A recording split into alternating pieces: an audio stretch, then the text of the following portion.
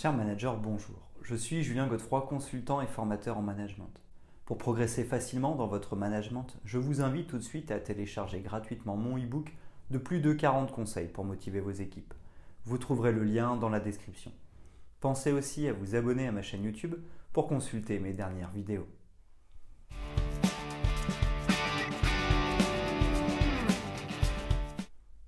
Le métier de manager peut se révéler épuisant. Les nombreuses tâches à exécuter ainsi que la pression inhérente à ce métier peuvent amener le manager à connaître une fatigue mentale importante. Cette fatigue nerveuse, psychique ou encore intellectuelle peut nous assommer et nous exténuer. C'est une fatigue qui dure dans le temps. Elle n'est pas juste passagère. Le manager aura donc de grandes difficultés à assumer son travail mais aussi ses responsabilités dans sa vie personnelle. Cette fatigue peut pousser au burn-out et rendre le leader complètement indisponible.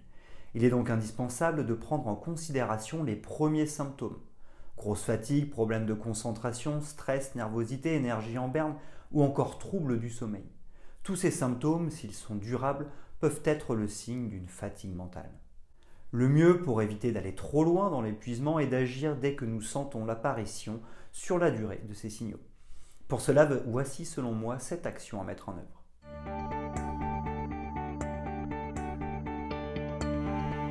Premièrement, déterminer les actions qui nous sont imposées.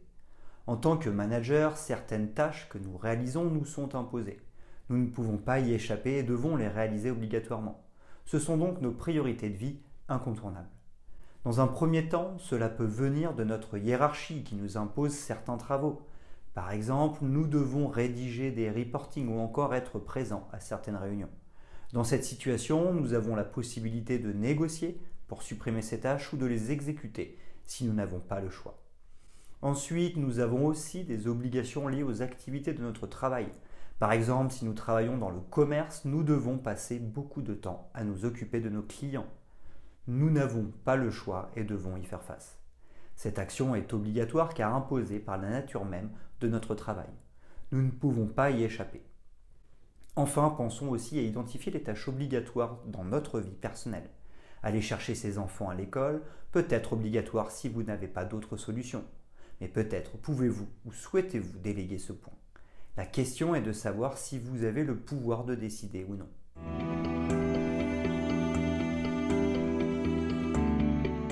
Prioriser nos tâches pour lutter contre la fatigue mentale.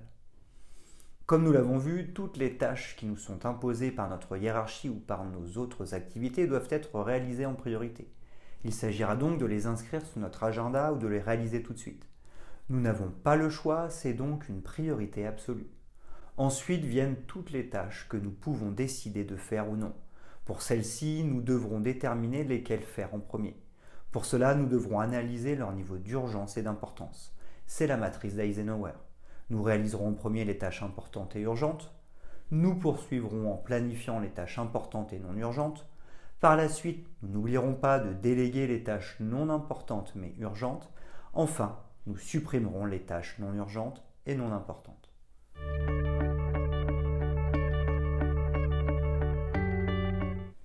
Troisièmement, s'assurer d'un passage à l'action efficace. Une fois que nous connaissons les tâches imposées et nos autres priorités, nous ne devrons pas oublier de passer à l'action. En effet, la fatigue mentale survient aussi lorsque les tâches s'amoncellent. Nous avons alors le sentiment d'avoir de plus en plus d'activités à réaliser et cela nous épuise car nous n'arrivons pas à y faire face. Certaines techniques existent pour éviter cela. Comme nous l'avons vu, avec une bonne gestion des priorités, nous aurons le sentiment d'avancer tout en obtenant des résultats.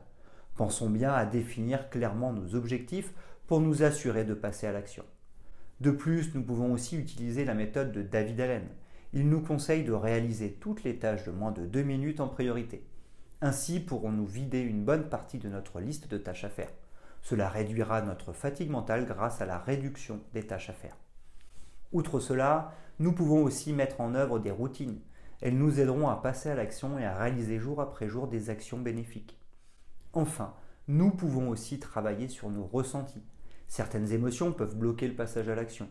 Si nous avons peur, nous travaillerons sur le danger. En cas de tristesse, il faudra se laisser du temps pour accepter. Si nous sommes en colère, alors il faudra réintégrer du respect.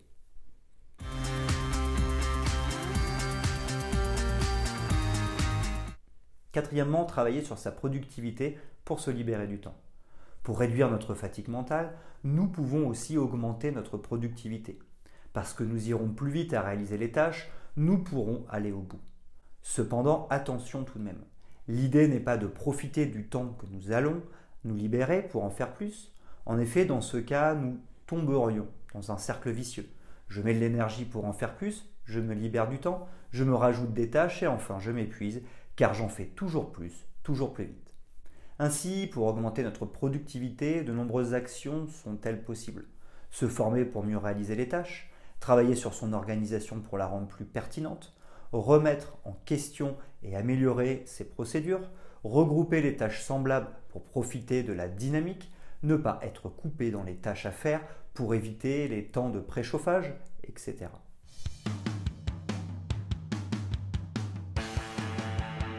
Cinquièmement, déléguer pour éviter la fatigue mentale. En tant que manager, la délégation est bien évidemment au centre de nos préoccupations. Nous devons bien prendre conscience que nous ne pouvons plus être responsables de tout. Sinon, nous connaîtrons de grosses fatigues mentales. Toute l'idée est donc de déléguer un maximum pour retrouver un meilleur équilibre entre notre vie professionnelle et notre vie personnelle. Pour cela, 3 points sont incontournables pour pouvoir assurer une bonne délégation. Former nos équipes pour les rendre compétentes, les faire participer pour qu'elles aient envie d'agir, leur donner les moyens pour qu'elles puissent agir. N'oublions pas que dans notre vie de tous les jours, nous pouvons aussi déléguer. Peut-être pouvons-nous mieux équilibrer les tâches ménagères ou encore demander à nos enfants de mettre la table ou de vider le lave-vaisselle.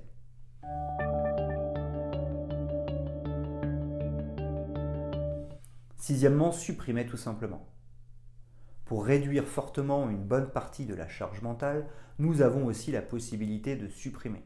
En effet, nous ne pouvons pas tout faire. Nos journées ne durent que 24 heures. Donc, comme nous l'avons vu, il s'agit de prioriser. Tout ce qui n'est pas obligatoire ou qui ne crée pas de valeur doit être supprimé. Si ranger notre bureau n'est pas obligatoire et ne crée pas de valeur, nous ne le ferons pas. Si nous avons peur de supprimer certaines tâches, nous pouvons les noter dans une liste sur notre téléphone. Dans un premier temps, cela réduira notre fatigue mentale. Ensuite, si au bout de 2 mois, nous n'avons pas eu besoin de la réaliser, alors nous la supprimerons.